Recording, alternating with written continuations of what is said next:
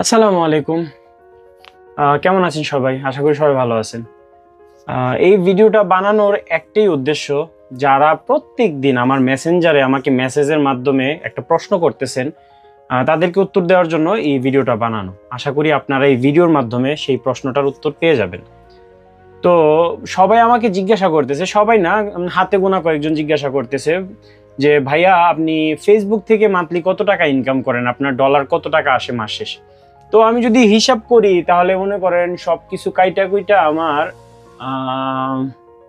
600 থেকে 700 ডলার আলহামদুলিল্লাহ আমার প্রত্যেক মাসে আসে। ঠিক আছে, 600 থেকে 700 ডলার আইনা টুইনা মাসে শেষে $10 আইনি সন্দেহ আছে।